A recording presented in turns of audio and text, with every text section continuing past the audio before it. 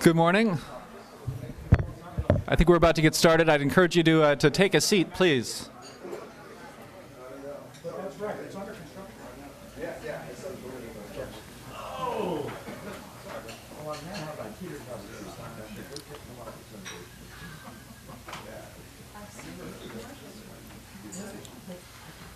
Well, welcome. Thank you all for being here. My name is Brian Hooks. I'm the Chief Operating Officer at the Mercatus Center at George Mason University.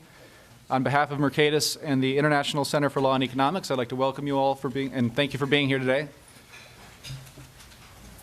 The Mercatus Center at George Mason is a university-based research center, and our mission is to bridge the gap between academic scholarship and public policy problems. We play a unique role in the discussion of economic policy, and hopefully you're aware of that. If this is your first time with Mercatus, thank you for being here. Mercatus sits well above the partisan fray, but close enough to the finer points of public policy to offer practical assistance based on what we call an economic way of thinking. We're very glad to partner with Jeff Manne and the International Center for Law and Economics today. And I'd also like to acknowledge the important partnership that Mercatus has with the George Mason University School of Law. And though I don't see him here today, Dean Dan Polsby has been a great partner for us, and he'll be here later on. Today's discussion is one of many that Mercatus and our partners are having about the importance of understanding law and public policy through an economic lens. Mercatus is about economic policy, and we believe that economics has a lot to offer public policy. For the past 12 years or so, Mercatus has been offering what we call the Economics 101 of public policy through our events like this, but also through our signature program, our Capitol Hill campus, where we bring economics faculty to Capitol Hill to talk about different policy issues. And in fact, just yesterday, we had a course on Capitol Hill for about 85 congressional staff on this issue, featuring some of the panelists today. So economics is important, but economics is only useful insofar as it relates to real-world problems. And at Mercatus, we put a premium on identifying scholars like Jeff Manne and his colleagues who can connect theory and practice. So as the economy has somersaulted over the past couple of years, Mercatus scholars have been running ragged, trying to make sure that an economic point of view is represented in the policy discussions. Through our Financial Markets Working Group, we've offered dozens of research papers, congressional testimony, and commentary on the financial crisis and proposals to improve our financial system. And as the current bill works its way through Congress to the regulatory agencies, you can expect to see a whole lot more from Mercatus as we make sure that economic scholarship is a voice in the policy process. So today's conference is an important illustration of the role that open and honest consideration of the economics of public policy plays in improving policy outcomes. And though everyone in this room can no doubt appreciate the inherent beauty and poetry of a lively discussion on credit card interchange fees, pardon me, payment card interchange fees, this is not merely an academic exercise. So whether you believe that the regulation of interchange fees is a solution in search of a problem or a consumer protection whose time has come, you're here because you recognize that the details matter. Certainly there is a lot at stake, and Todd and Jeff, really the drivers behind today's event, look especially prescient, thanks to Senator Durbin. And so we have a great panel for you today, great set of panels for you today. We promise a lively discussion. Thank you again for being here. And now it's my privilege to introduce Tim Muris, who will kick things off for us. Professor Tim Muris is George Mason University Foundation Professor of Law. He served from 2000 to 2004 as chairman of the Federal Trade Commission. He currently serves as of counsel at the law firm O'Melveny & Myers, where he's co-chair of the firm's antitrust practice. Professor Muris has held numerous positions in the executive branch over the past 30 years, including at OMB and as director of the FTC's Bureau of Consumer Protection. I can think of no one better suited to kick things off today. Professor Muris brings a deep expertise in the issues relevant to our discussion. He is widely published as a scholar, but he's always kept one foot firmly planted in the world of public policy. So please join me in welcoming Professor Tim Muris.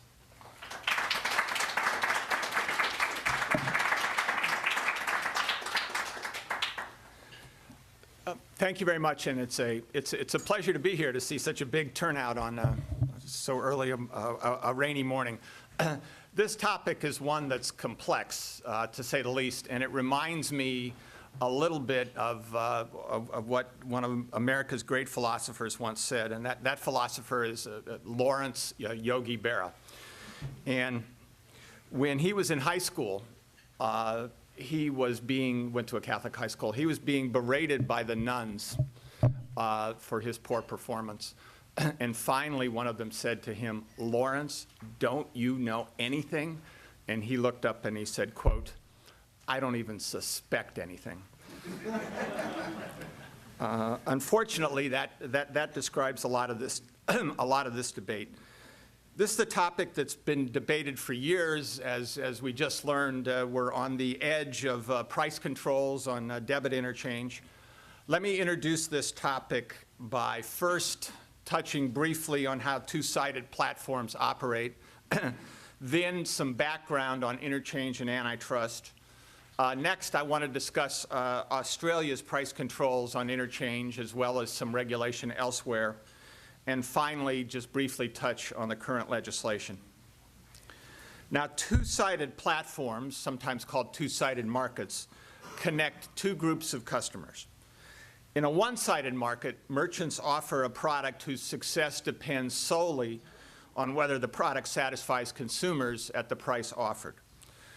In a two-sided platform, the customers on both sides depend on the existence of each other and generally benefit by a greater number on each side as long as the platform continues to function well. The challenge of a two-sided platform is to bring both sides on board and balance their needs. This is today's Washington Post, otherwise known as a two-sided platform that links readers and advertisers. A newspaper without readers will not attract advertisers, and increasing the price of the newspaper will turn away readers. If newspapers charged readers the full cost of production, they would lose many. Without enough readers, there would not be enough advertisers. Thus, the newspaper keeps the price to readers low to increase circulation, making it more attractive to advertisers, thereby increasing demand and the price for advertising. The Post has to charge advertisers enough to keep subscription rates low and readers attracted, and at the same time provide a price-benefit value to the advertisers. There are lots of other well-known two-sided markets. There's the Yellow Pages, where advertisers pay, Adobe Acrobat, where the publishers pay. Like newspaper readers, the other side of those platforms, users of the Yellow Pages and Adobe, do not pay the full costs. Payment cards also operate as two-sided platforms, working to meet the needs of consumers, merchants, and cardholders. This is my Visa card. Okay. Now, I use Visa and also advise them on antitrust and consumer protection laws, but my use of the card and my views today are my own. These branded cards have to be attractive enough to consumers that merchants want to accept them. Again, you see the nature of the two sides. Cardholders must find them widely accepted at merchants. The more merchants accept them on one side and the more consumers use them on the other, the more valuable are the cards to both. If a payment card system loses either a significant number of consumers or merchants, it becomes less attractive to the other side. To support billions of electronic payment card transactions between millions of merchants, thousands of financial institutions, and millions of consumers requires an extraordinarily complex and expensive technological infrastructure. In America, we have 4 brands of payment cards: Visa and MasterCard, which are 4-party systems, and American Express and Discover, largely 3-party systems. Diners Club introduced the first payment card in 1950 with a pricing strategy that featured a relatively modest fee to consumers, no per-transaction charge, and a 30-day grace period.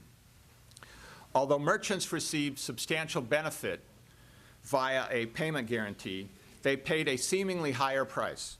They accepted transactions made with Diners Club at a 4 to 5% discount off face value. American Express and Discover mostly continue to follow this model. They price directly to both cardholders and merchants, directly issue cards, and set and collect the merchant discount rate.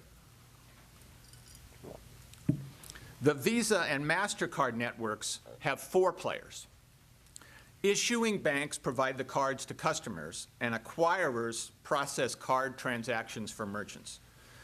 When we use our cards, the merchant transfers the billing information to the acquirer, which transfers the billing request to the bank issuer. The issuer then pays the acquirer the amount of the purchase less an interchange fee and posts the transaction to the customer's account. The acquirer then credits the amount charged to the merchant's account less the merchant discount fee. And that merchant discount fee is the interchange plus an additional fee the acquirer charges.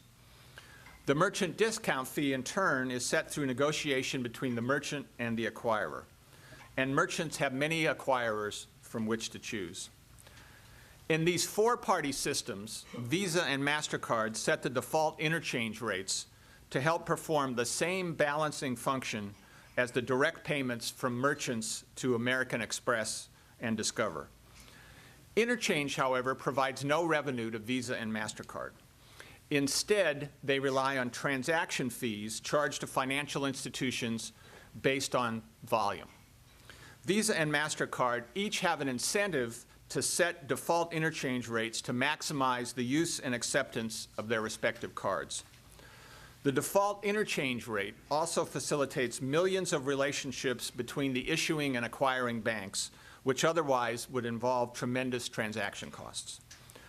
And Visa and MasterCard not only compete aggressively with each other, Amex and Discover, but also with check, cash, ACH, PayPal, and many other emerging forms of electronic payments. Since the late 1970s, merchants and acquirers have challenged the legality of interchange. Every U.S. court that has considered the issue has found interchange to be lawful. First, National Bank Card sued Visa, claiming that the interchange fees fixed prices in violation of the antitrust laws.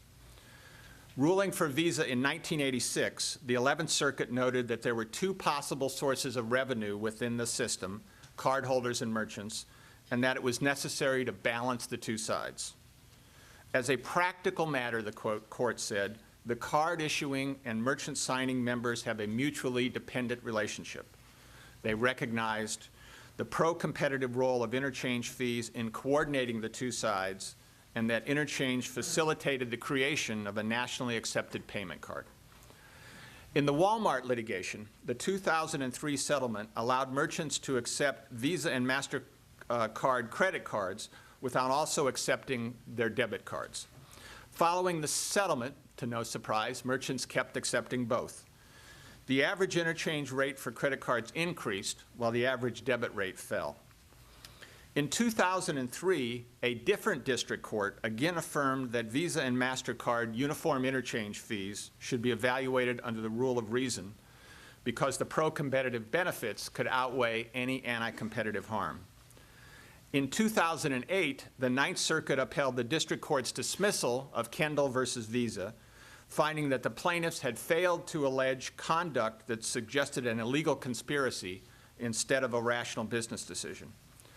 And in a different case that year, a district court recognized the essential role played by interchange in making transactions function efficiently among so many entities. Despite these decisions, merchants continue to seek judicial and legislative intervention to lower interchange. Merchants, of course, want to pay less, and they bemoan the fact that they bear the brunt of the cost of payment cards. Consumers, they argue, are subsidized. But as explained earlier, these subsidies are common in 2-sided platforms.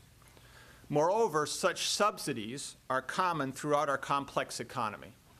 Consumers receive free refills on drinks in restaurants, free parking at shopping malls, goods below cost in supermarkets via loss leaders, and many similar benefits. To bring buyers and sellers together through such intermediaries as newspapers, supermarkets, and payment cards, one side frequently receives inducements to participate. These inducements help maximize the joint value of the ultimate transaction for the parties. Rather than an inefficient subsidy, these inducements are the lubricant necessary to make the economic machine work best. The merchants also claim that interchange rates rose dramatically in the past decade. In reality, merchants pay more because consumers use their cards more. Debit and credit cards, along with ACH transactions, are among the fastest growing forms of payment. But the average merchant discount rate, that's the rate that the merchants pay per transaction, has remained flat for years.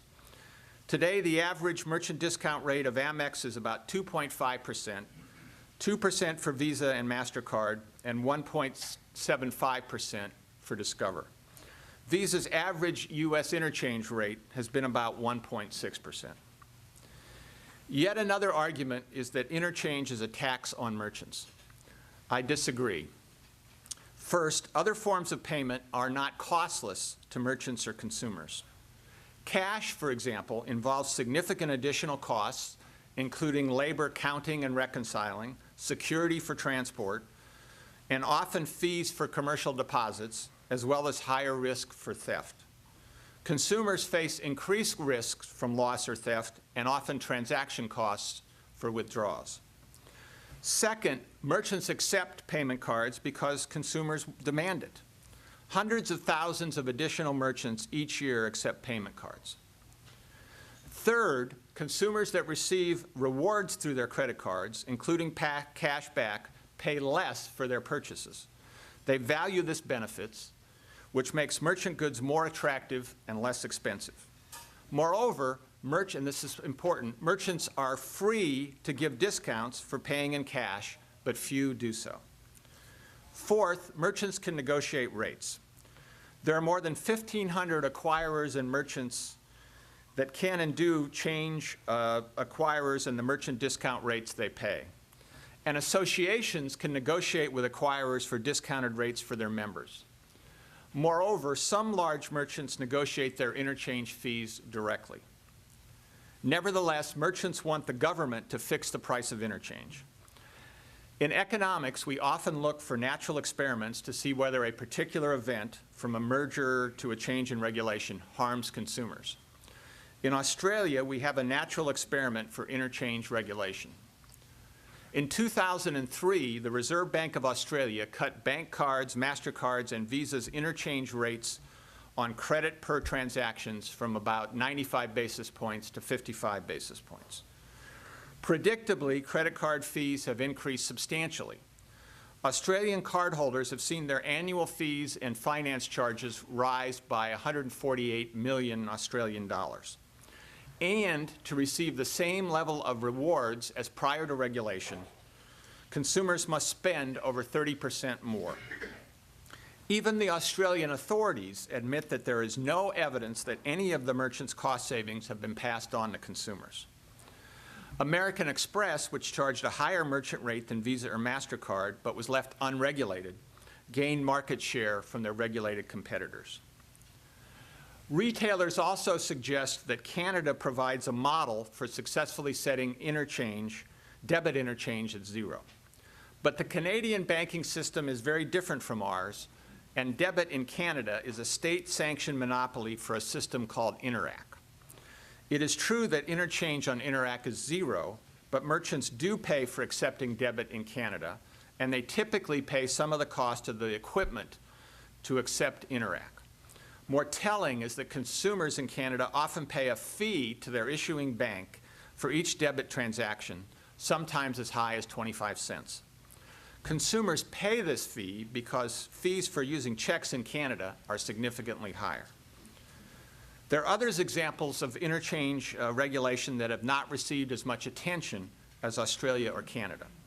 Spain and Mexico also have regulated rates, but the effect, and quite possibly the motivation, has been to increase merchant acceptance of electronic payment systems and thus increase transaction volume.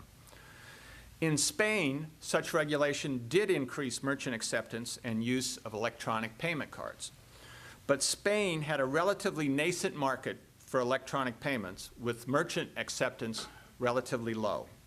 And greater acceptance and increased transaction volume provided some offsetting benefits on the issuing side.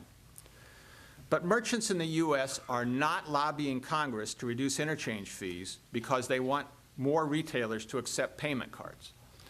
Instead, they claim that the federal government should set the rate precisely because the cards are accepted so widely. In a more mature market, like the U.S., interchange regulation is less likely to increase volume and will simply result in redistribution, not an increase in overall benefits. It has been some time since the U.S. government was in the price control business. I'm old enough to remember the last great such U.S. experiment, the 1970s price controls that produced block-long lines at gas stations. Of course, the Senate's legislation will not produce similar lines of people hoping to get debit cards from their local banks. But consumers will suffer one way or the other. Merchants have waged a vocal campaign over many years for this legislation. They have secured it during a period of almost unprecedented hostility to banks and financial institutions. Consumers and their interests have been notably absent. Intervention of the sort demanded by the Senate will inevitably distort the market, either by increasing the prices that consumers pay for debit cards, reducing their supply, or producing other inefficiencies. Thank you for the opportunity to introduce this subject.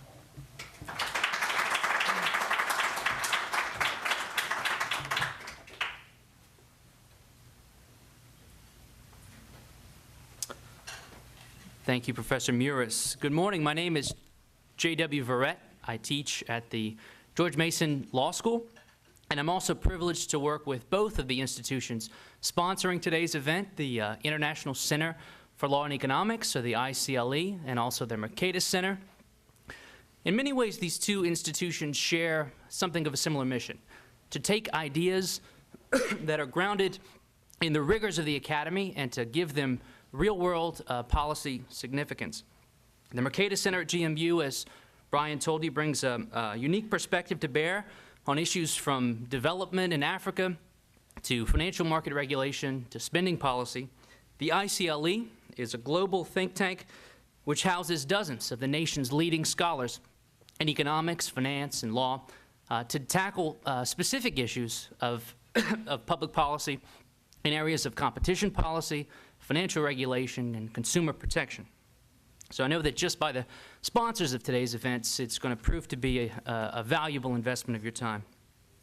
We have a great first panel set for you today, and before I introduce them, I want to ask you, have you all heard this? I've heard recently that because of the broad scope of not only the Durbin Amendment, but also the Dodd Bill more generally, the identity theft community has actually formed their own political action committee. Have you heard this?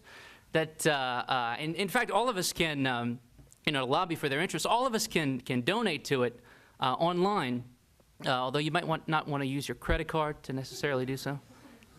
Enough of that. We've got a great panel today to discuss interchange fees. Our moderator, I'm pleased to welcome Megan McArdle. You've all followed her blog, Asymmetric Information, which has been, and she also blogs with the Atlantic Monthly, and she's the business and economics editor there. We're pleased to hear from Dr. Thomas Durkin, a former economist for the Federal Reserve and a specialist in the economics and of regulation and consumer protection. Mike Konczal is a fellow at the Roosevelt Institute and blogs at New Deal 2.0. We have Geoffrey Manne, the executive director of the ICLE and a law professor at Lewis and Clark Law School. He also blogs at the popular blog Truth on the Market. Felix Salmon is the finance blogger for Reuters, and Stephen Semeraro is a professor of law at Thomas Jefferson, and he also was the lead attorney in the DOJ's Visa MasterCard investigation. And we're also pleased to hear from Fred Smith, the founder of the Competitive Enterprise Institute, a free market public policy group specializing in issues from environmental policy to corporate governance. So Megan will be moderating today's debate. Megan, they're all yours. Gentlemen, would you care to join me?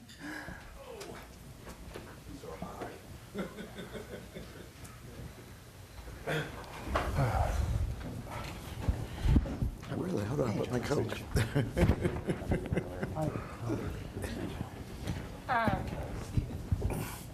Is everyone mic'd up? Hello. Is this microphone on? Yours is. Oh, the mic's on? I'm going to start at the other end of this illustrious panel and just ask to start, Geoffrey, why interchange fees? Like, what good do they do in the economy? Why not set them to zero? Sure, well, sit back, and I have a few hours to talk about that.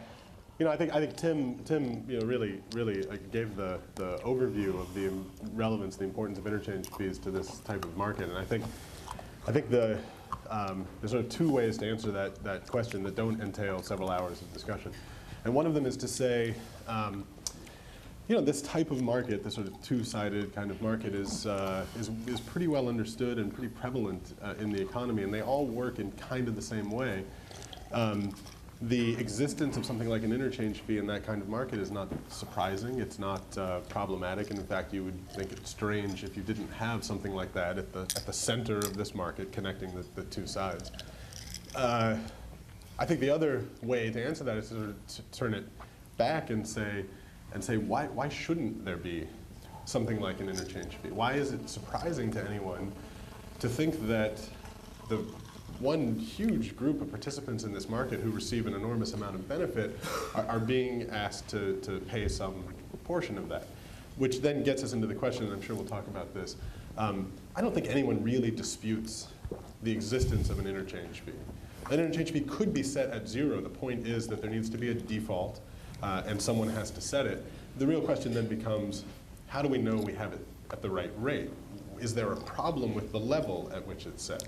And that's a more complicated question that goes into issues of asking why we might think it's wrong. Are there structural problems in this market that might give us reason to think we're getting it wrong? But I don't really think, and maybe some other folks disagree with me, I don't really think there's any serious question that the existence of an interchange fee is unsurprising and essentially essential to this type of market. Stephen Semeraro, I'll throw that question to you then. How do we even think about figuring out how we've gotten it right, whether we've gotten it right? Well, I think the reason that some people think that there shouldn't be an interchange fee is because people think that you should earn your revenues from your customers. And so, what interchange is not everything that the merchants pay for credit cards. And I think it's true, as Jeff said, no one thinks the merchant should get credit cards for free. But some people think that the merchant should only pay for what they get, which is a process that lets them accept credit cards. Whereas cardholders should pay for the costs of issuing the cards to them and maintaining their account and all that.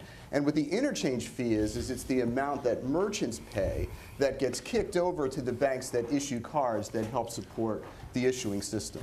So some people have the view that you should recover your revenue from your customers. I think the reason that doesn't work is as Jeff and Tim already explained earlier today, in some markets to get the right incentives for people to use the products, you need to charge the customers who have more elastic demands less than they would otherwise pay. And that's why you have to charge readers less for newspapers, while you can charge advertisers a lot more than the marginal cost of placing an ad in the paper. You've got to charge readers a lot less. And so that's why interchange fees need to exist, because of this imbalance between the two customer sets. But it's not an easy issue. Mike, and I'm ashamed to admit that I should have figured out how to pronounce your last name before I got on this panel with you. You write amazing stuff about the impact of banking practices and so forth on consumers. And to me, with a basically libertarian mindset, these regulations seem to me like basically rent-seeking. The merchants would rather not pay. And so they're sort of dressing up the consumers as, this is bad, monopoly power.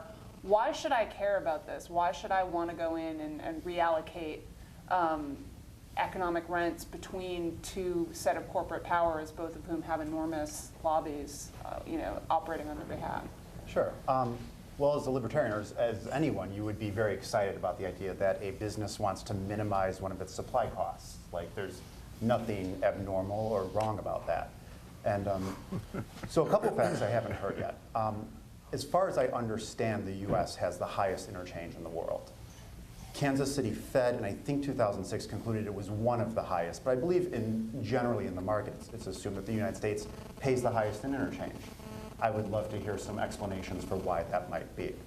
Is there something about the relationship between our banks and our government that facilitate that? I wrote down a few things. In general, they've been increasing. So the GAO in December of last year concluded interchange should naturally be going up if you look at all of them, because a lot of the purchasing is more risky. It's more online, it's more distance, it's harder to sign and to validate. But within categories, so holding the category of purchase constant, there's a 44% increase in interchange. 44% of categories, there's hundreds of categories, showed an increase with only a 12% in decline. This is as the volume is increasing, it's as the market is maturing, and it is as technology equipment has, compared from 1989 to now. It's radically been increasing. So the fact that under the hood something seems to be going wrong, and we don't know what that is.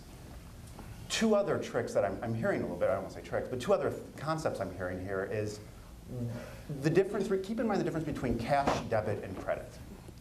If this was just a matter of merchants wanting to be discounting cash, they could not accept plastic. The real issue is the debit card, especially things like PIN debit and signature debit, versus rewards cards, high-end luxury cards that pay for rewards for predominantly wealthy people. Is there a cross-subsidy there? How big is it, and can we measure it? And the second panel will be about the empirical literature, and I'm excited to hear more about it from people who engage in it. So there's a lot of simple number reasons to think that something has gone wrong in the engine of the way we pay for things in this country. And it's entirely appropriate to put it under the regulatory umbrella. Well, Felix, you and I are both from the journalism business, and I don't think that if someone came to me and said the Atlantic's ad revenues are rising, something has gone wrong in the advertising market, and I need the government to come in and protect advertisers from these terrible new rising fees. I'm still not hearing evidence that something has gone wrong. I mean, the fact that fees are rising, is that ipso facto evidence that there's actually something wrong in the market?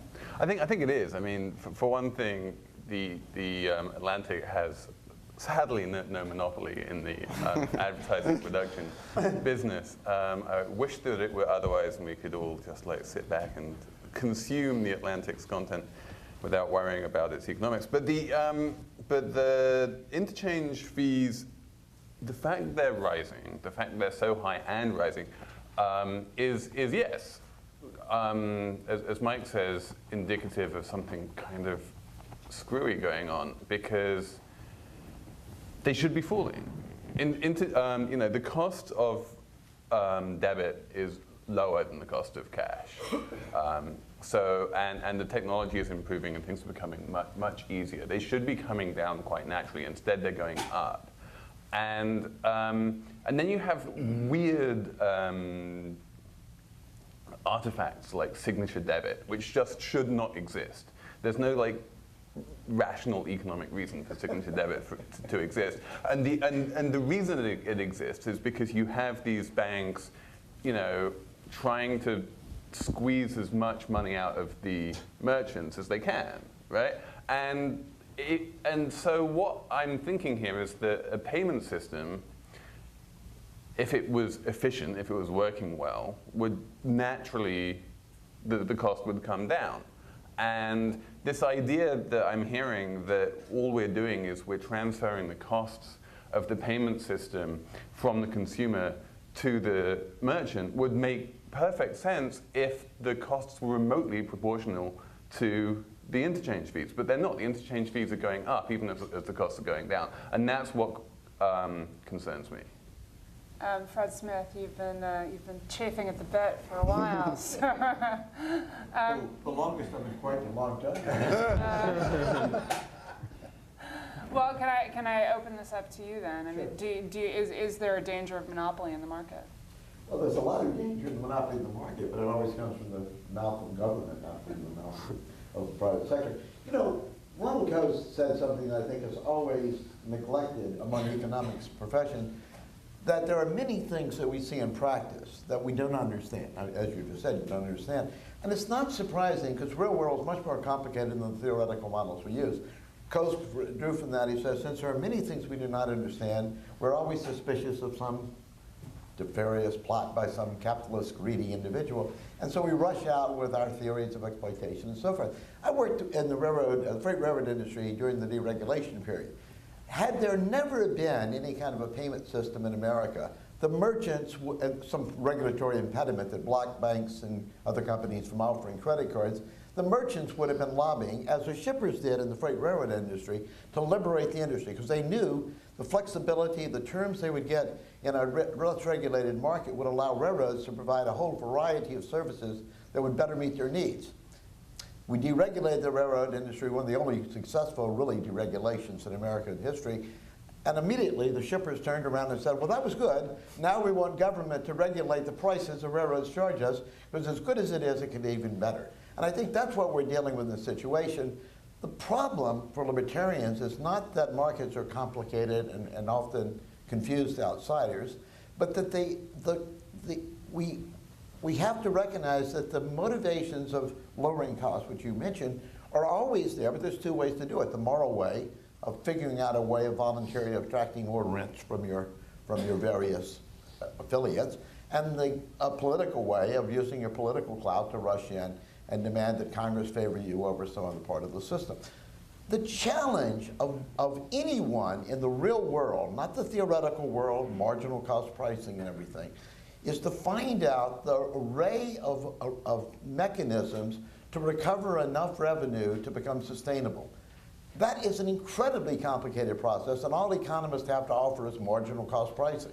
You know, a very large percent of the world's economy would collapse tomorrow if marginal cost pricing went in, because not just the declining marginal cost industry, which is probably at least half of the modern world, but any firm that offers more than two products in a joint venture has to figure out how to allocate fixed costs between the two, cost allocation studies. There's a whole arcana of literature that tries to find a theoretical answer to one of the most complicated questions in the world. It doesn't exist.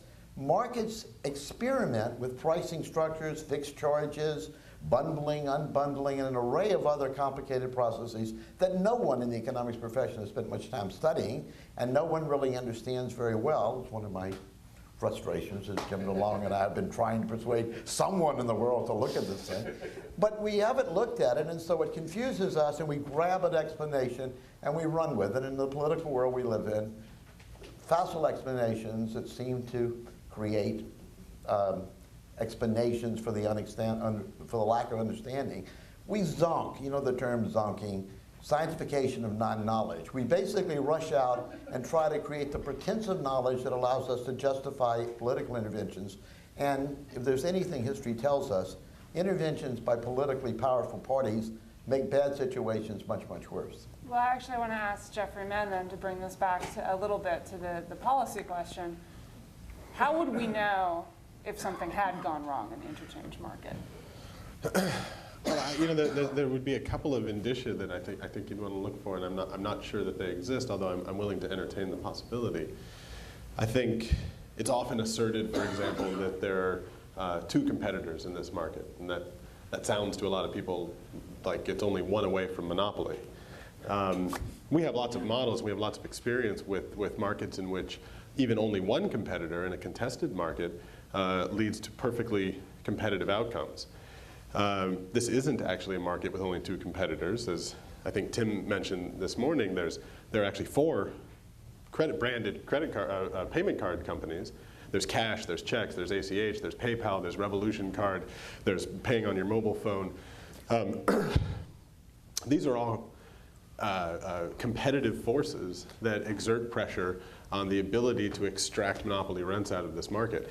And so I would want to see some kind of a structure that looked very different than the structure we have now that explained where this pernicious ability to extract monopoly rents from your customers comes from.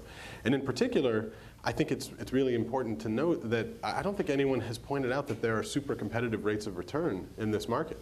Felix suggested somehow that the prices were going up and there was no justification for it. But to the best of my knowledge, credit card companies, whether it's the issuing banks and the credit card division of an issuing bank, or for that matter, Visa and MasterCard and American Express and Discover, are hardly look like Microsoft or U.S. Steel. I don't know that for certain. I'd like to, someone could tell me what the numbers look like, and maybe they could disabuse me of that notion. But you'd have to see that. I think you'd want to see that, and you'd ask this question: if they are in fact extracting some kind of a monopoly profit from the merchants in this market, why aren't they extracting it from the consumers? And where is it going?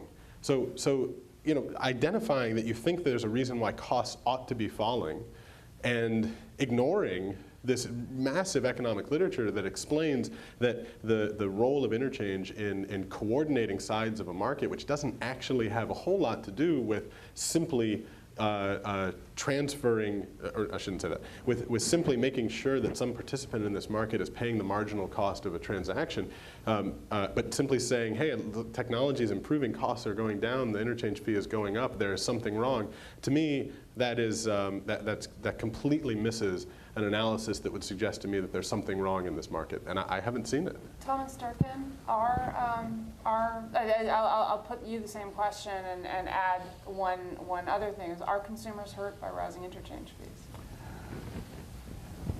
It's hard. It's hard to sit up here and I mean, I don't blog, as you and so I can't expound on and on and on about this. Twittering either. I don't either. I certainly appreciate, I really love the new technology and all that stuff, and so I take off my hat to you guys who do blog. I wonder who reads this stuff on blogging and interchange. But anyway. This is basically the audience that reads it. Thank you all. My mother is also mad. Well, you don't have to put up with my views after this. It's hard for me anyway not to expound at great length for that reason here on what my views are. It's also hard for me not to comment on what everybody else has said, because this is lots of fun, and if we had a coffee table and a few drinks, it would probably be even more fun, but especially with these people here. But I think that part of what we're hearing here is we're talking about the economics of this and the complexity of the economics. I think it's important to keep that in mind, that we're talking about here a market where there's all kinds of different margins. And if you want to talk about just the consumers and their interest and their elasticities of demand are highly variable, and they're highly variable for the different products, and there's many different products. So to understand this completely is something that, as a matter of fact, I think that none of us can do. And so the fact that interchange is going up is something, as Fred just suggested, is maybe something that we don't completely understand. But I'm even questioning whether or not it's going up, or if it's going up, how much it's going up. In other words, we talk about blogs and technology and all the complexities of this market and so forth and so on, and it's all new and it's very interesting. But what we're really talking about here is highly medieval, it seems, in concept, and that is we're talking about a true price, a fair price that somehow we understand, and all we need to do is find it and assert it for the marketplace, and everybody's going to be better off. Well, let's talk about that for just a second. And the interchange rates are going up and so forth. It's my understanding, and I don't have access to this like some people do, my understanding is that the typical credit card transaction in this country is about $98 a year, according to the Fed's most recent survey. That was a couple years ago, but there's been a lot of new small dollar transactions, so let's give that maybe it's still around there somewhere, and that the interchange rate is 1.75% or 2% or maybe a little bit less and so forth. And so we're talking about maybe $1.75 per transaction. Okay, that's not, we've heard, that's not the fair price. Well, what is the fair price then? Well, let's give it a little bit that there's a little bit of monopoly power here in the financial institutions, and that maybe the fair price, if we could figure it out, is a little bit lower. What is it then? Is it $1.50? Or in other words, to reduce it by a quarter? Is it $1.35 or something? I don't think it's zero. That the interchange, for a whole variety of reasons that I could go into, is something that keeps everybody in the market, and these two-sided markets and all that kind of stuff is I think, essentially correct as a matter of economics. And would like nothing better to take the time to expand on that. But what exactly is the fair price, and what would we get from some kind of reduction or a change in the setting of that price? Well, consumers might save a little bit somehow if merchants had no market power and were willing to give consumers that 25 cents additional on each transaction. In other words, a subtraction in the price of the credit, of their use of the credit card. Is that something that they really want or care about? I don't know. I don't think so, though. It probably isn't.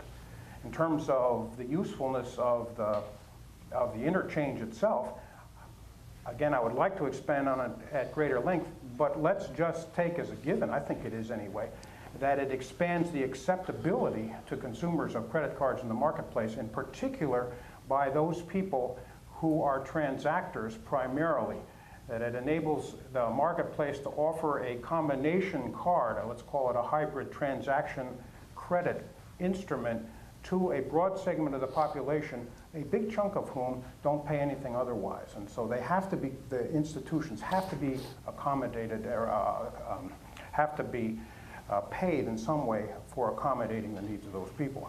So Mike, I'll actually ask you, you know, when I started out in my very first summer job working as a cashier at a drugstore, we didn't accept credit cards for transactions under $25.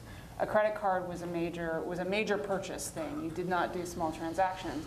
So one change that's actually fairly recent is the number of merchants who will accept very small transactions with credit cards, which obviously substantially, even as the technology changes, substantially change the economics, because a lot of a high volume of small transactions is much harder to deal with than a low volume of large transactions.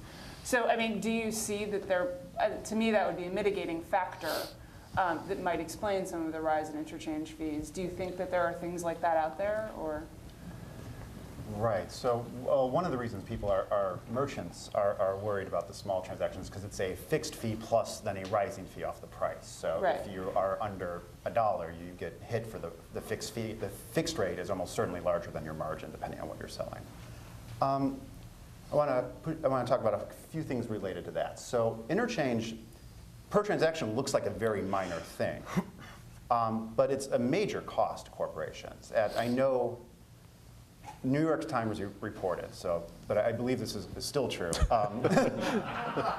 that for Target, it's the second cost after labor, the second highest amount of money they pay out after labor. And I might offend some of the law and economics people, or maybe the economics people by saying this, but I don't really distinguish business and consumer here. The business is a consumer of credit. We are all consumers of the financial system.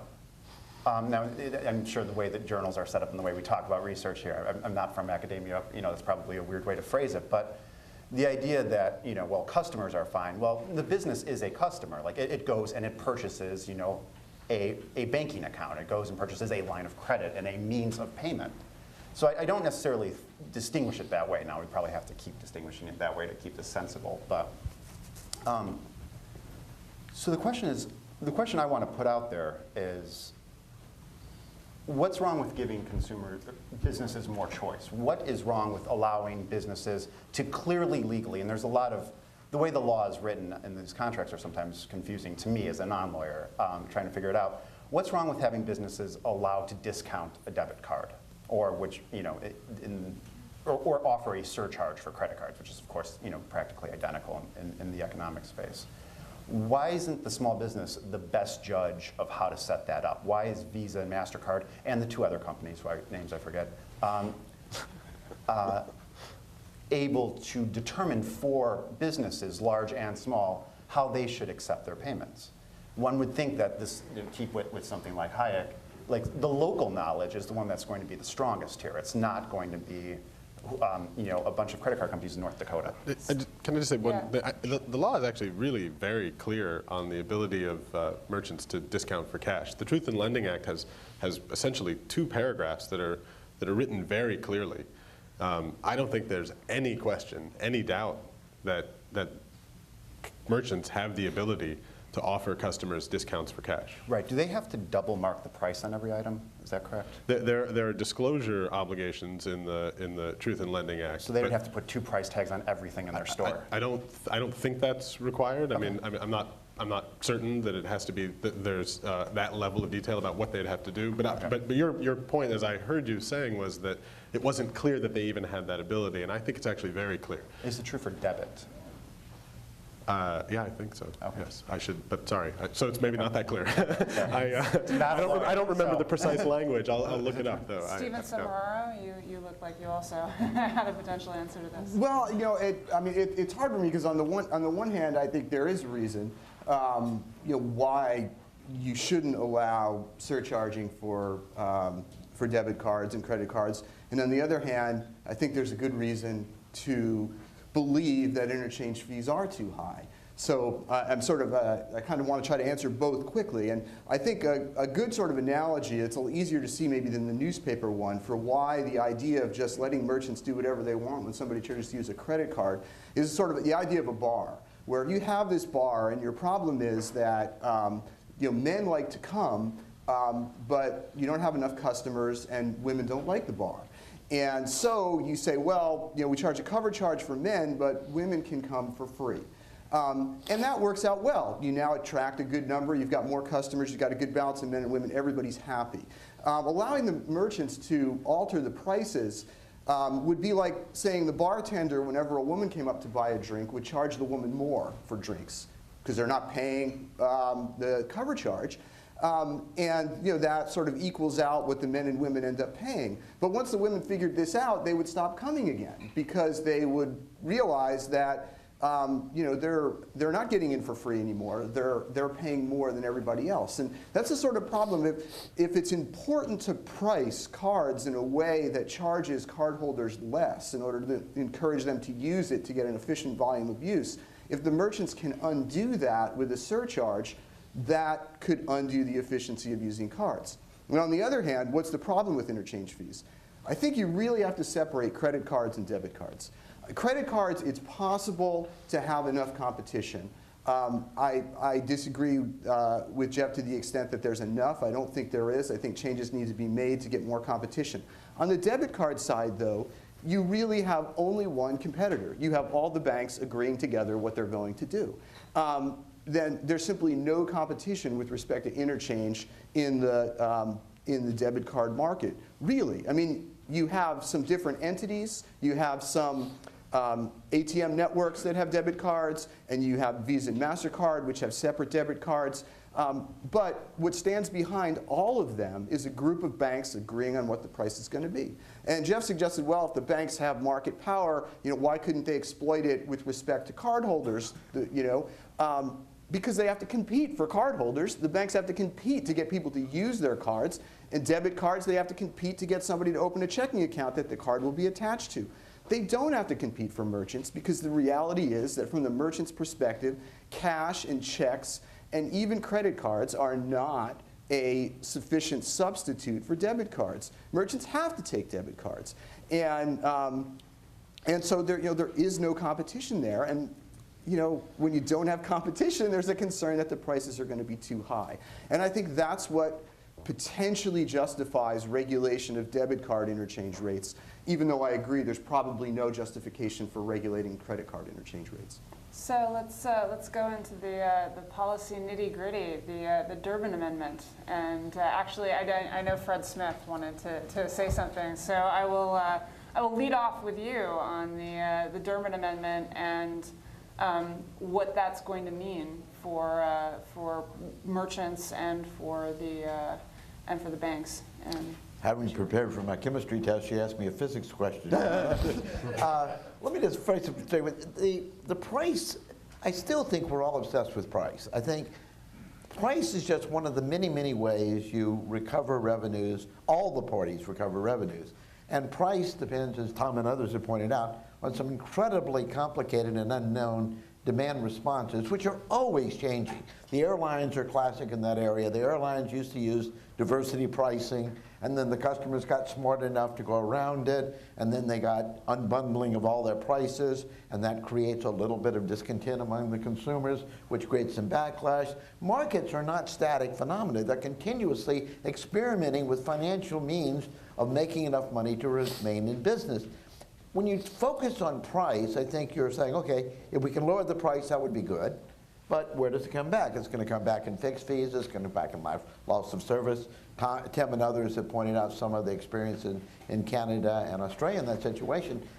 So I think our obsession with price leads us astray in this area. And I think it does that because the only theory we have that justifies a fair price is marginal cost pricing, and the fact that it's inapplicable to the real world means it's still the only tool we have to use. We'll use everything's a nail to a hammer. And that, I think, is a real serious problem that distorts this whole debate. And the Durbin Amendment relies on that kind of thing because they rush in to take the poor mom and pop Walmarts, Walgreens, and other offerings of the commercial world. And he could have done something, I think, that might have addressed their problem. Because there is an asymmetry that politics imposes between the payment systems, the banks, and the merchants. They have, in a sense, an ability to do this they can make joint ventures. Merchants who try to have joint ventures to bargain with whatever market power these systems have run afoul of the antitrust regulatory laws. Why don't we create some limited antitrust exemptions on the merchant side that allow them to bargain? The big boys do it. I mean, there's no doubt that Walmart negotiates a plan that it's very happy with. But the smaller merchants do have trouble. Why not allow more flexibility for them to create monopsony power to outfit whatever monopoly power there is? That's the way a free market would work, and we have not only a very, very impartial free market in the whole financial service world, and the Durbin Amendment is going to make a bad situation worse by imposing one more rigidity in a system that already has too many. And when you rule out one of the myriad ways of addressing the financial sustainability problem that you face as an entity, payment systems, banks, merchants, you are forced to over-rely on another one, which will either be less efficient or more consumer unfriendly, and that's what we do in this world. We mean well, I guess, but we sure as hell do mischief when we rush in to second-guess things we don't understand in the first place. Felix, you're a big fan of the Durbin Amendment, so give me the case. What is it going to improve in my life? Well, it'll probably make all of your local shops much happier, and you like it when your local shops are happy. No, I hate local business. I only shop at big box retailers. Yeah, she only shops at Walmart. Yeah, this is a child of the Upper West Side right here. I'm fascinated by the way that you've asked basically everyone on the panel the same question, which is, why are interchange fees rising? And all we're basically hearing in response is, it's terribly complicated, and you can't just look at marginal cost pricing, and there's lots of different moving parts here, and we don't really understand it. It's obvious why interchange fees are rising, because it's a really easy way for banks to make more money. And they are making more money, and they're making lots of money out of this. And basically what the Durbin Amendment does is it does what the entire financial regulatory reform structure does, is it regulates the banking system, which has been slowly deregulated over decades, and now we're moving back to actually keep an eye on this thing and make sure that it's not. It's quite clear that banks have the ability, if they are so inclined, to start getting sort of evil and predatory. And we just want to make sure that they don't do that. And it's pretty obvious to me that if you have rising interchange fees with no end in sight to how much they're going to continue to rise, that at some point there's something evil and predatory going on, that they're basically extracting these monopoly rents from merchants.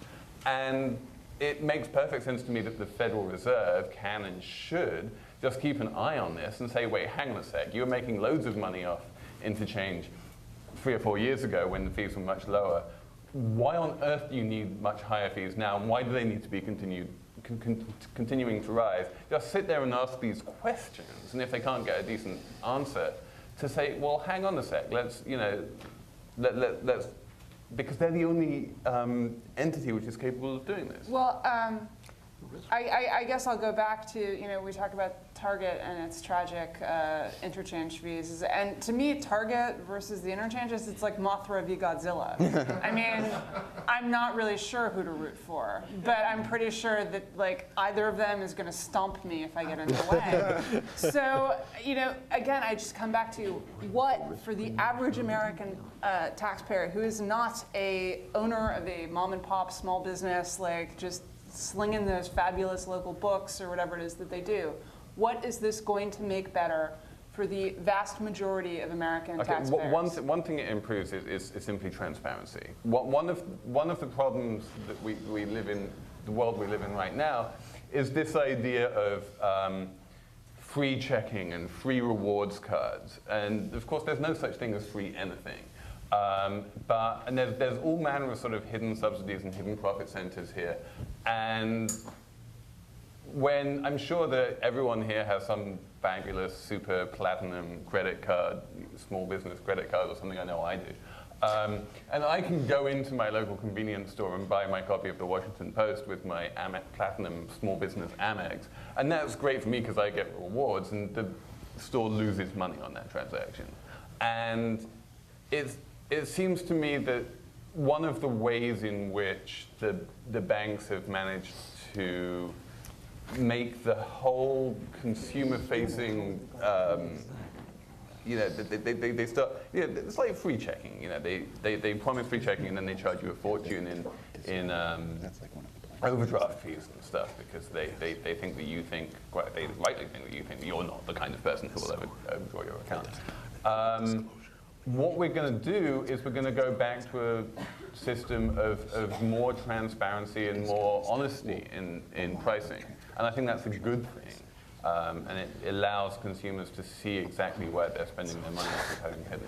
Thomas Durkin, I actually want to ask you, the Fed may indeed be the only entity with the power to do this, but it also has a lot of other jobs. Is this an important enough job for them to be doing? Well, I can give you an opinion on that, and some of you who know me know that I'm officially retired from that organization, so I don't have to say that my views don't represent the views of the Federal Reserve, but they never did. Now we can say they do. And so they always have recognized that, and that's, I guess, maybe why we get along. But let me just say one thing, though. We've been talking about, I think you raised a good example there of how pricing is complicated, because you said that they lose money on this cup of coffee. Well, if they lose money on that cup of coffee, they could do something like raise the price.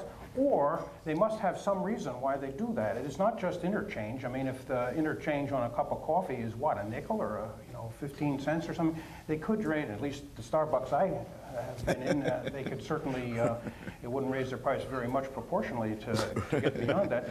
But, let's talk, the point I would like to make is, let's be clear on the numbers a little bit here. We're talking about the profitability of the banking industry and so forth. The Federal Reserve's annual report on profitability of the card industry is coming out today or tomorrow, someday this week. If it didn't come out yesterday afternoon, it's going to report that the entire industry had a profit of below zero for last year. And you could say, well, that was a particularly bad year. But it's been declining. That's not the first year that the profit was going down. But I think more interesting is to look at a little bit of what's behind the numbers. And it's sometimes a little bit difficult to get at the details of bank card profitability and so forth. But in a good year, if you take a few years back, and let's say in a little bit more normal times, that you would find that interchange fees are something in the order of 15 to 20% of bank revenue, something like that. So in other words, for credit cards, the revenue, so in other words, the revenue from other sources, which is primarily, almost exclusively, not quite exclusively, interest from consumers who revolve their accounts. The other is from fees of various kinds on also consumers, largely those who revolve their accounts, things like late payment, over the limit, and things like that. So the vast bulk of the fees, the revenue for the card industry comes from the revolving accounts. Now, the 15 or 20% of bank revenue that comes from cards is in fact in a good year greater than the amount of industry profit. So in other words, if willy-nilly you took away that revenue from interchange and nothing else happened, the industry in a good year like that would be underwater. Now, what do you think is going to happen? Nothing? Well, something is going to happen. They're going to have to do a lot of things probably. They'll probably, I'm speculating, they'll probably raise interest rates to the extent that they can do that. They'll probably raise annual fees on cards.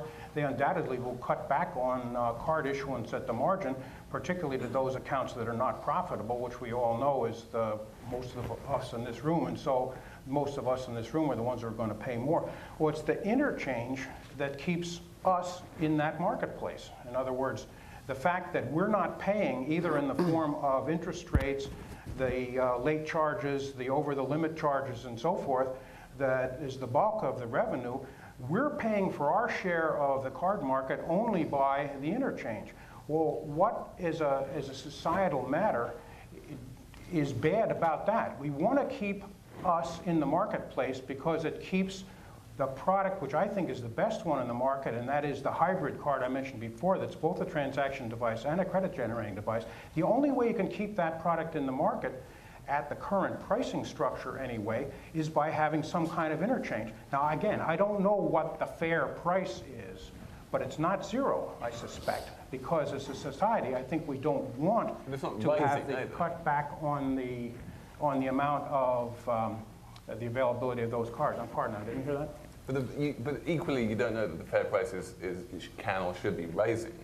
I don't know that it is rising to start with, and there's certainly there's been increasing risk. They have to price for risk as well.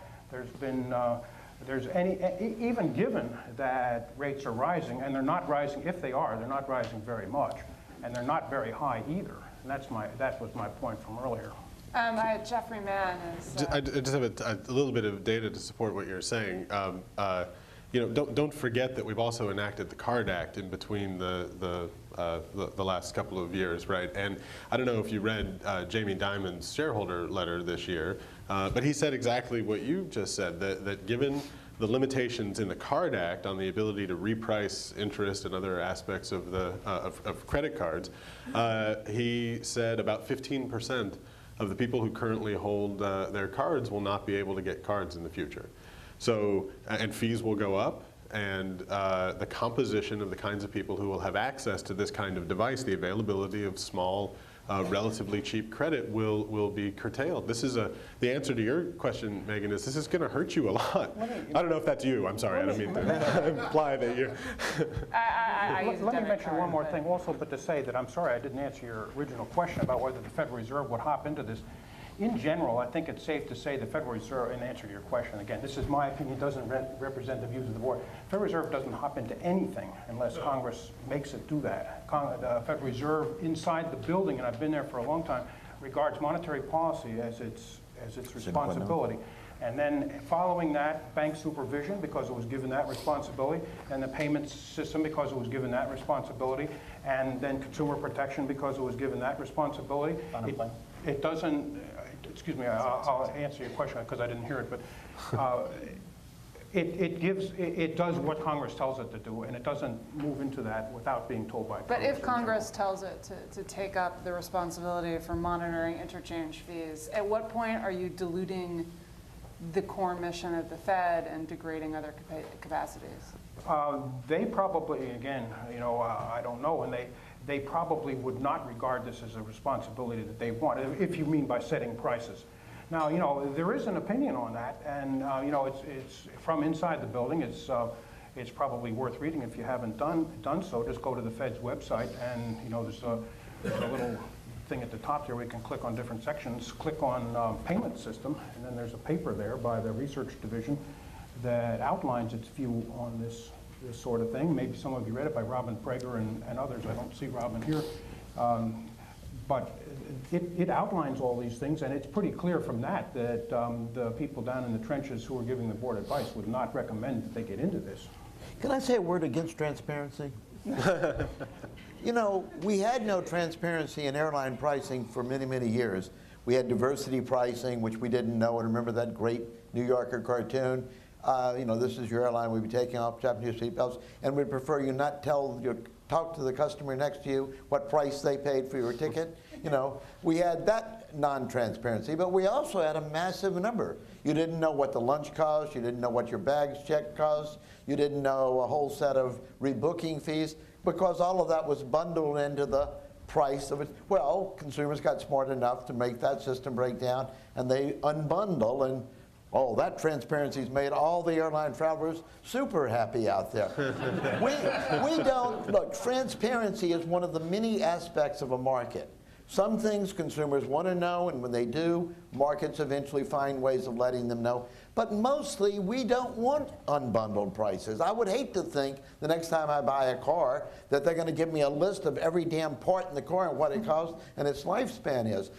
Anyone who's read an FDA disclosure on a drug they're taking knows that data is not information. Transparency is just an excuse to basically create the illusion of democracy and informing consumers. It's another gimmick to try to obscure a power change in the relationships, rightly or wrongly. It is not a term that has any moral validity one way or the other. Mike, tell me why the Durbin Amendment is going to be awesome for me, Megan McArdle, debit card user extraordinaire. It's actually going to be interesting. Now, I am not a lawyer, but we have some high-end legal talent, so please feel free to yell out if I got this wrong. But for people watching at home and for the audience, the Durbin Amendment does not set all credit card interchange to zero. I think some people have implied on the stage that it does.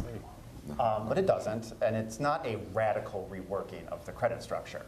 First of all, it only applies to debit cards. So whatever relationship you have with your credit card, healthy or unhealthy, you will continue to enjoy it in a month from now if this amendment passes. Oh, but there's part of it that does apply to credit cards. Right. So, well, just yeah.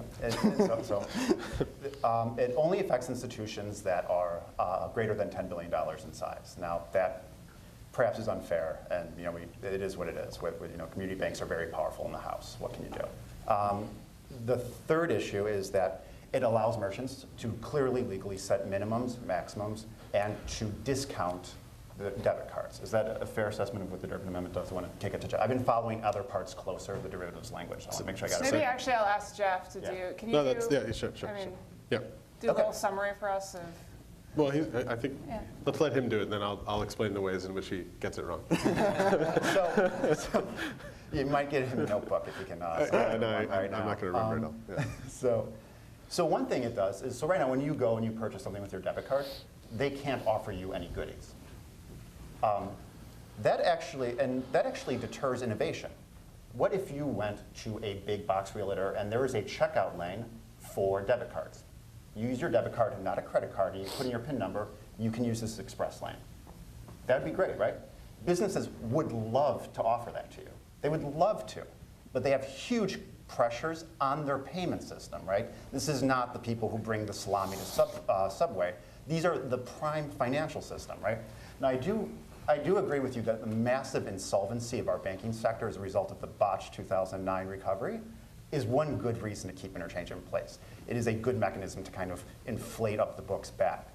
That said, having a mechanism for debit to be actually used in an innovative way from the merchants, and again, this goes to hype. This is local knowledge. The business knows what it wants to do. It just has legal problems in being able to deliver it to you. So I actually think if you are a dedicated debit user, and for some reason you're acting irrationally because you could be getting bonus points for using a credit card and there's no difference to you except maybe some security on your end, this actually incentivizes the business to deliver you goods and services they legally can't do right now. I actually have an awesome frequent flyer reward program on my debit card. Okay. Well, now Citibank. It will incentivize the PIN usage, perhaps. But so go ahead. So Jeff, can you? I don't remember all of the ways in which you got that wrong. I'm sorry, it is my interpretation of the act, of the amendment, that it does specify that merchants can discount for the use of debit cards. It doesn't say that the Fed needs to regulate the interchange rate at zero, but it does say the only cost the Fed can take account of in setting its interchange rate are the marginal transaction costs. fixed costs are not allowed to be considered by the Fed in the determination of the interest of the interchange rate. And it just happens to note in passing, as though this is just something to mention, debit cards look a lot like checks, and checks clear at par, meaning zero interchange. You guys should think about that too. I don't know exactly the relationship between when Congress says something like that and they expect the Fed to act, but I can't imagine that the Fed is going to ignore the indication in the act that says the right number is probably zero. It doesn't say zero, but it seems to me it suggests that direction. It's true that the act also does allow merchants to set minimums and maximums for the usage of debit cards and credit cards. That's one of the provisions that applies to credit cards. We can discuss whether there's a reason to allow the merchants to set minimums. You run into that all the time, right? They do it anyway. I have a local convenience store that every time I walk in there and buy a soda or something, they say, no credit cards. They actually say no debit cards either for transactions under $10. Sometimes they say it's $15. Sometimes they say it's $20. And I keep telling them, I don't think you're allowed to do that. And I insist that I won't not pay. I won't let them take my money in the form of cash, and they usually relent. But I'm kind of a jerk in that way. So That's awesome. But what there isn't any explanation for, other than merchant rent seeking, and not just merchants target big box rent seeking, is this the ability to set maximums. And I'd be curious if anyone has any indication of how that's a consumer protection device, that the big box retailer can say, you can use your bank issued credit card up to a purchase of $150, but above that you have to use something else, cash if you happen to have that much in your wallet, or hey, we happen to have an in-store credit card here, our own branded card, and we'll let you use that. That doesn't strike me as though that has any rationale other than incentive, than giving a sop to the retailers who have the ability to offer their own in-store credit to force customers to use it. One other thing that I want to mention with respect to the Durbin Amendment that I think is relevant here is the Act doesn't have any disclosure requirements. Felix, you talked about transparency.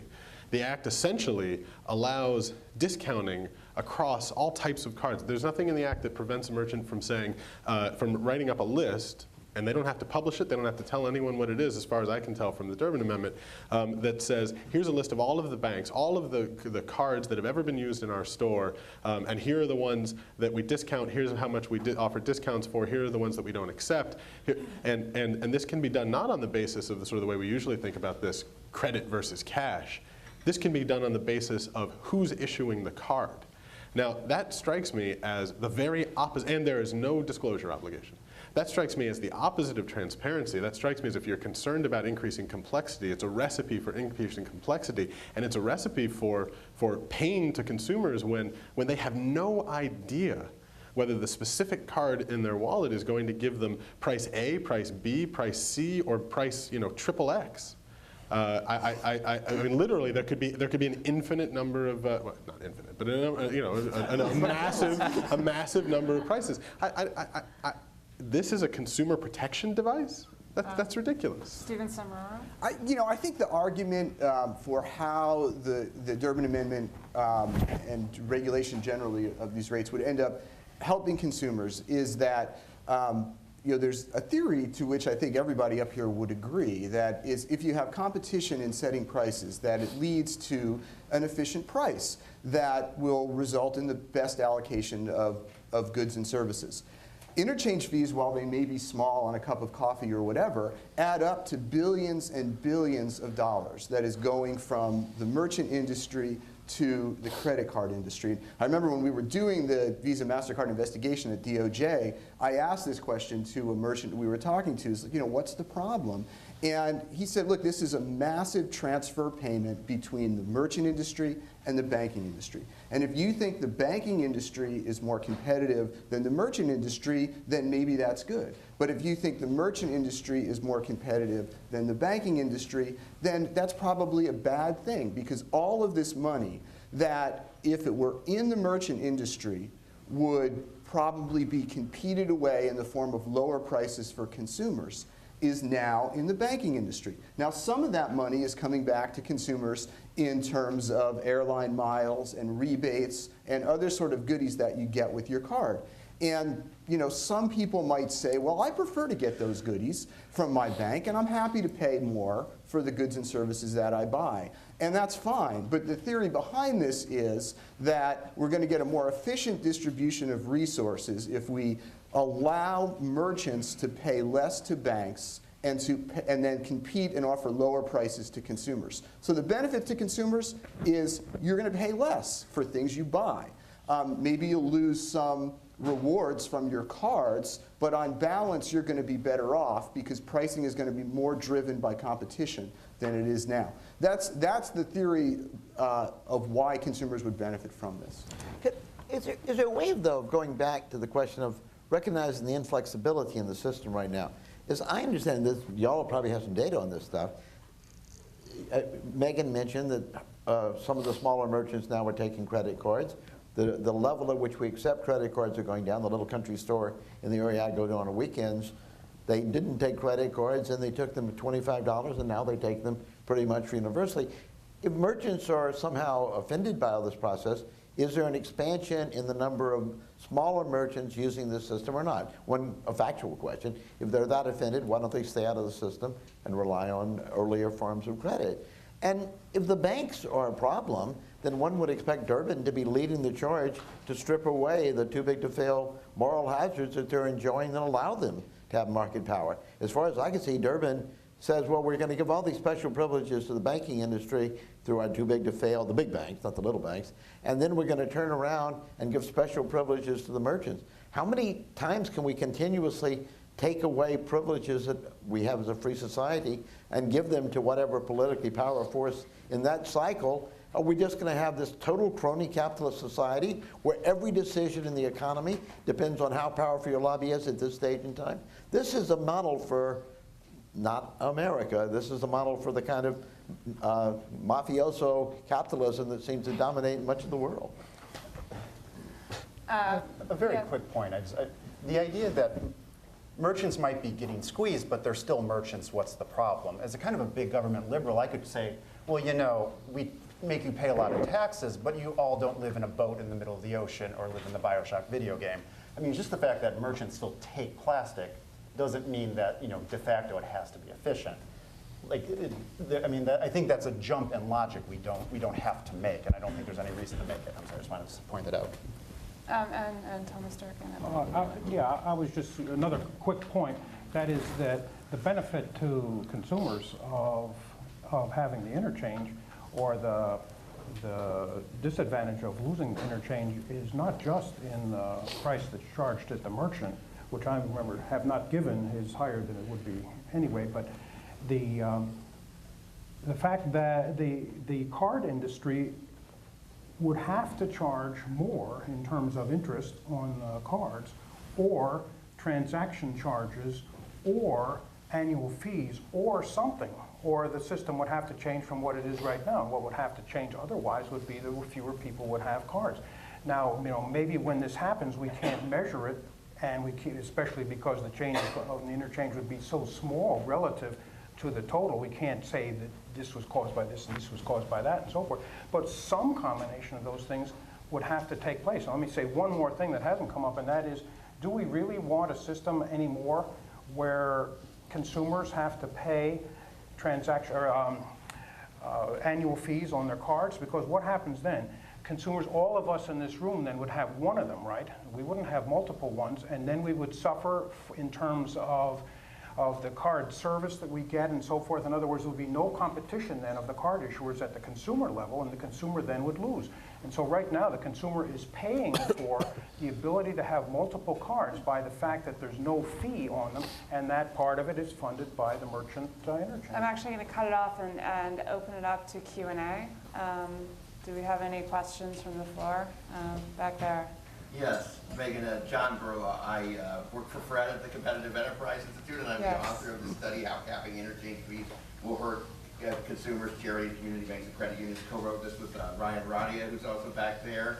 My question is about the fact, mostly to Felix, but to others, the fact interchange fees are going up. How is that measured? Is that just the volume of fees or the actual rate? Because my understanding is the rate, which has gone down, by the way, from the 7% that Diners Club charged when in the 50s and 60s when credit cards first began, and 5% Amex, to now about 1.75% average for the past 10 years, has remained fairly steady. But also, if just the volume of fees is going up, I mean, that's something you would expect if there were more transactions. Home Depot's costs for nails, if it sells more nails, will go up because it buys more nails from the wholesaler, but it will also make more profit. So if that's the case, what's wrong with that? The other thing is we talk about technology reducing costs, and it clearly does, but it also raises some costs. We hear about the costs and the new types of fraud with identity theft, other things every day, and because of credit and debit cards, the merchant is not on the hook for any of this. The issuing banks and credit unions have to handle all of this, and those costs go up, and wouldn't that justify the rate staying the same or even going up somewhat if there are new threats like that? One other piece of information, merchants can get breaks as far as with co-branded cards for some of their processing costs, and Target in a trial in Kansas City is passing this on in terms of if you use a Target co-branded payment card, you get a 5% cash back. So. I'm going to actually, Stephen looks like he's. Well, yeah, I mean, I think that there's a lot of sort of false questions in asking whether interchange has gone up or down, because if it was, first of all, the world is totally different from when Diners Club and Amex charge those really high interchanges. And there's a million interchange rates now, and a lot affects it. But I think the sort of clearest thing to look at is, I suspect, although I'm not the biggest expert on the panel on this, is that the banking system in the United States is pretty efficient relative to other countries. And yet, as Tim explained in his opening remarks, interchange fees on credit cards in the United States are more than double what they were in Australia before they started the regulation. What explains that? I thought a lot about this. I can't think of anything that would explain why interchange fees here should be more than double what they are in Australia. And so the issue is not, are they going up, are they going down? It's, are they too high? But they also, like, if we're talking about pure interchange, I think the purest form of interchange is the interchange fee on PIN debit. And we're absolutely not talking about volumes here. We're talking about percentages have been rising very, very sharply over the past 5 years. And there's no conceivable reason for that. And the very back of the room standing up in a blue shirt. Todd, you have two questions. One for Felix. First, Felix, in favor of transparency. Should we eliminate the subsidy for subscribers of newspapers and force newspaper subscribers to pay the full price of the newspaper, protect advertisers from, and force advertisers to only pay marginal cost for it? And if not, why would transparency not be good there? Second, a question for the panel. If rising interchange fees are ipso facto, as Megan said, evidence of market failure, why isn't falling costs to consumers increasing quality ipso facto evidence of success in the credit card market, or more particularly, why isn't ipso facto evidence that simply looking at rising interchange fees is a silly argument? Well, Felix, I'll start with. Yeah, this whole two-sided market newspaper analogy, I think, it takes us very little down the road to understanding.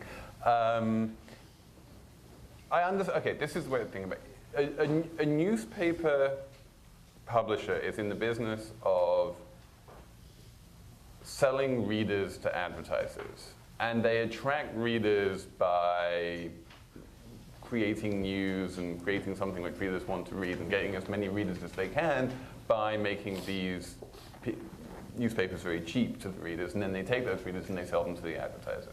So, why the readers should have to pay anything here, because it's the readers that are being sold, I don't quite understand why that should be necessary. Free circulation is circulation advertisers aren't interested. Right. I mean, no, I understand. I understand why there's a cover price on newspapers and magazines. But I'm just saying that in answer to Todd's question, like why, like Todd was asking, like why shouldn't readers have to pay the full marginal cost of printing and distributing the newspaper? It's because the reader is the thing that is being sold here. But right? couldn't you argue that about credit card consumers and merchants? Well, advertisers have somewhere else to go.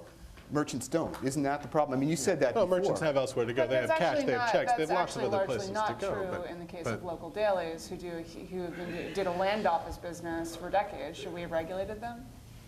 Oh, and by the way, while we're on the subject of newspapers as well, like this is actually germane to the question of cash discounts. Newspapers have a cover price. Some do. If I pay for a newspaper with my Platinum Amex card, the merchant selling me that newspaper is almost certainly going to lose money, whether or not they offer a cash discount on that newspaper. They don't have to sell it to you. They're not losing money. They may lose money on that specific transaction, but if they're willing to sell you a paper on which they are losing money, it's because they were happy to get you in the store to buy the paper, and you also buy a candy bar on which they have a higher margin. You can't tell me that any merchant is out there just basically giving away newspapers. There's a reason, there's a business decision they're making to do that, and looking, I think some people have said this, looking too narrowly at that one specific transaction does not give you the complete picture. Felix, they give you free air conditioning. We're going to ban that in the lower cost too? So Mike, I think very quickly, so many iPhone apps right now have two versions. They have a free version with advertisement and a version you can pay $2 or $3 for without advertisements. How I read my RSS feed or it's how I do Twitter. Is that shady? No, that's actually really good. Some people would prefer to pay more to not have advertisements. In the same way, businesses would love to give you a discount to use your debit card, a debit PIN especially. Grocers would love to give you a free loaf of bread. Target would love to offer you an express lane. They can't do that. The Durbin Amendment allows them to do that. In the same way I don't find the iPhone app shady, I don't really find this amendment shady in that sense. Okay, we have lots of questions coming up now. Over there in the black. That's you.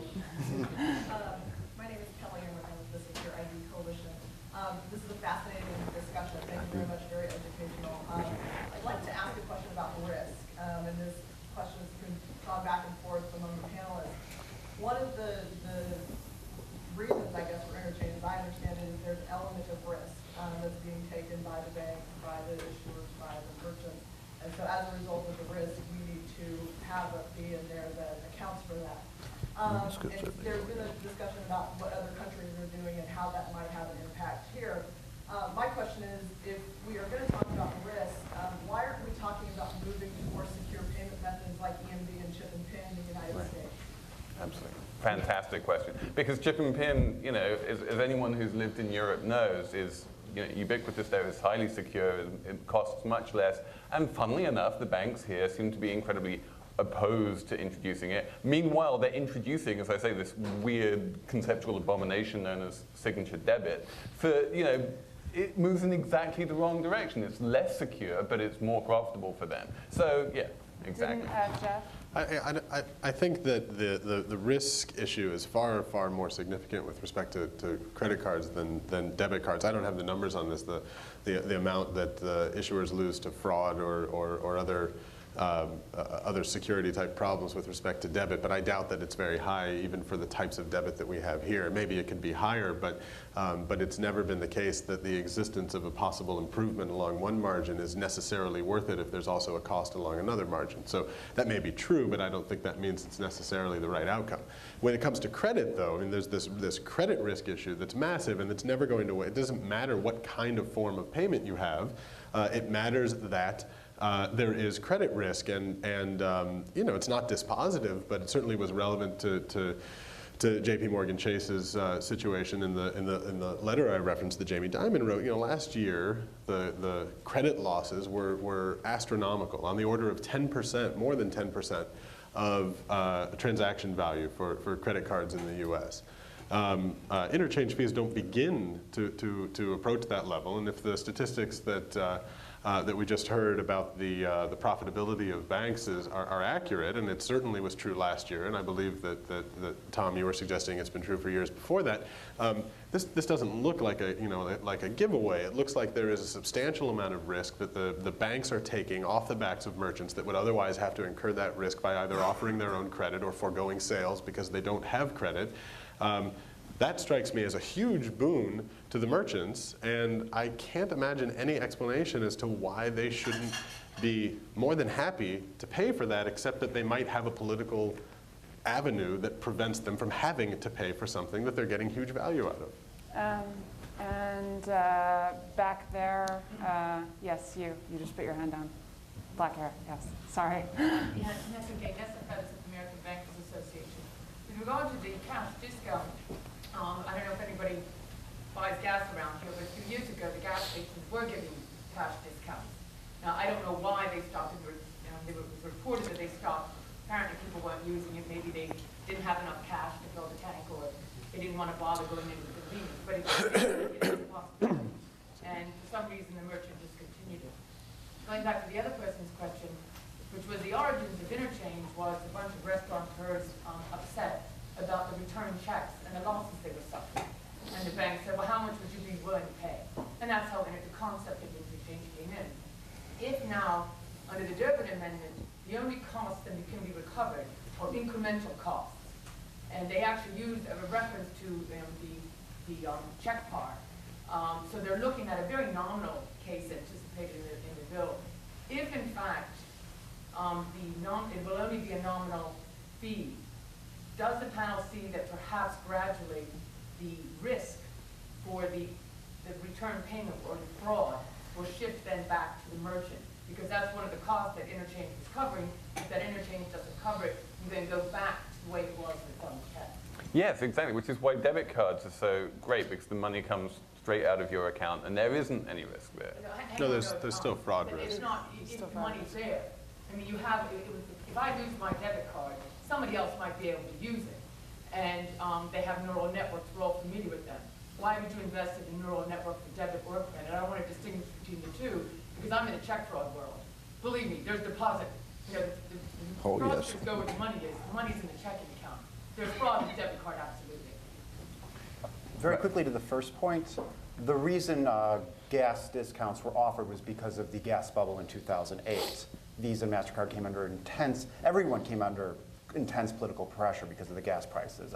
Gas taxes were revoked.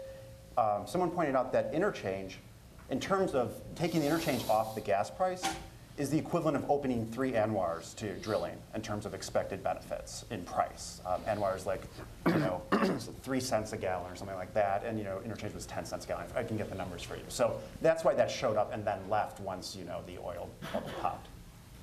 So it's actually protecting us from carbon, and we should be grateful for It the is greenhouse a effect. de facto Tobin tax. One of the other things, because gas is interesting. The one area where we do have transparency is we don't know milk prices, we don't know drink prices, but every filling station has this massive sign telling you hourly what the price of gasoline is. And one of the interesting follow-on points that you made, and that gets to the complexity of this transparency fetish that some of us have, was that originally during that bubble, companies put limits on how much gas you could charge, and originally it varied. Visa had one, Amex had a different one, and so on. Within a matter of a few weeks, they had all standardized because consumers were apparently very, very upset about their neighbor being able to fill up their tank because $100 was no longer a lot of gasoline, and the other guy couldn't because he had the wrong cards. So there's tremendous feedback in the system, and a lot of the problems that seem to be obsessing our premature interventionists is that they see a static issue and they're trying to rush in and politically solve the problem before consumers do it all by themselves, and merchants. There's a lot of things merchants can do too. We've acted like merchants are poor, helpless orphans, in an evil banking world. But we've already seen what the Walmarts and Walgreens and others have been able to pull through in this area. But you can drop out of the system, you can get your own credit card, you can form associations among perfumeries, the pharma. There's an incredible array of things that are happening, and the fact that they're not happening, and instead credit card applicability and debit card are expanding, suggests that the only people upset are those who feel if government will bias the scales against us, then it'll be even better than a neutral market would be. There in the blue blazer. No, that's you. Sorry.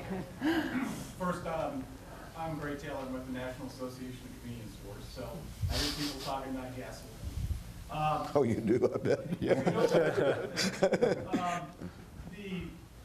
The first thing that really needs to be highlighted on the response mechanism that you're bringing up.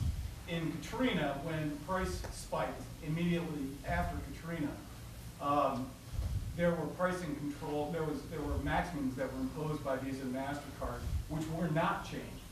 And in response to customers coming in paying $4 a gallon for gasoline, the merchants unilaterally raised those limits to $100, $125. 1 month later, the Reason Code 96 chargebacks, over limit authorizations from Visa and MasterCard and issuing banks went up 400%. Because the merchants were trying to respond to consumers who couldn't get cash but wanted to buy gasoline. And so the next price spike in 2008, Visa and MasterCard is wondering if that's a bad political thing to let happen. And so they did come in with some price relief. Oddly enough, and I track interchange in our industry on a monthly basis. If anybody would like to see that, I'll provide that to them.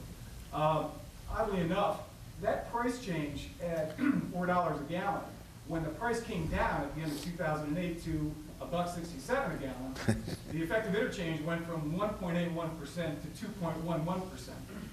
And so what you had was a smoothing effect. Bottom line is this: the American public is paying 3 cents a gallon more for gasoline because of interchange, whether it's priced correctly or not.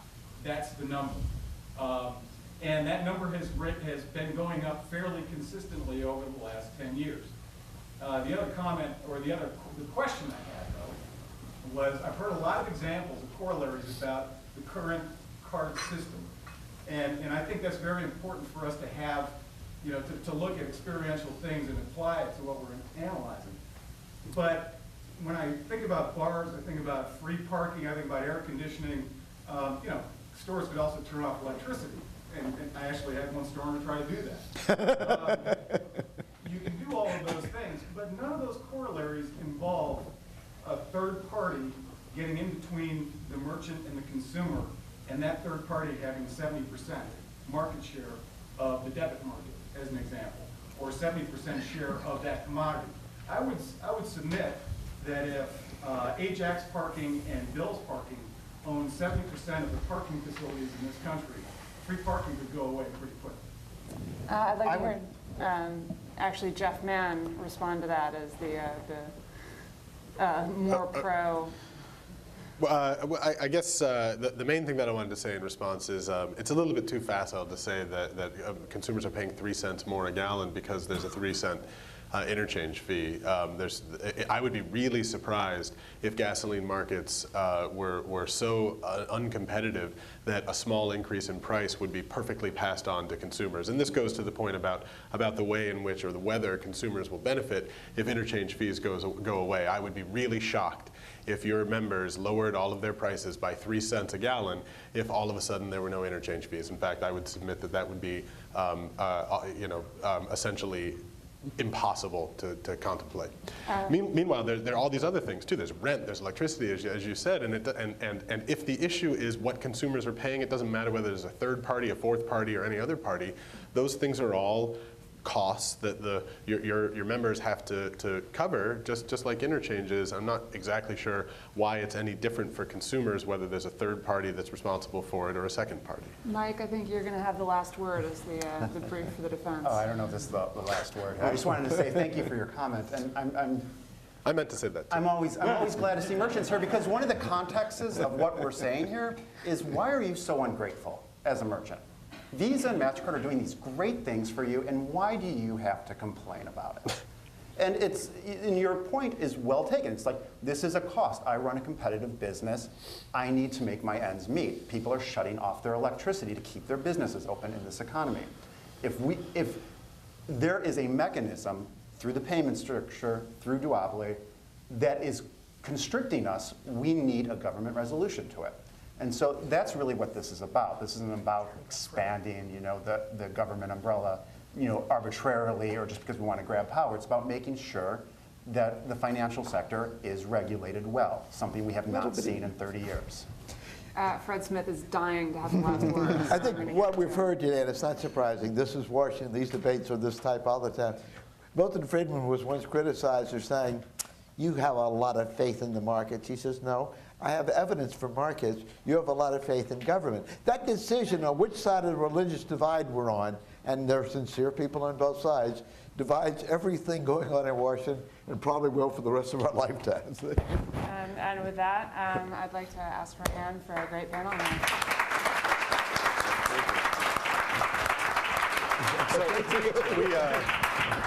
We have a 10-minute break now, and it really will be 10 minutes. So we'll be starting up again in whatever it is, exactly 10 minutes from now. And it was one of the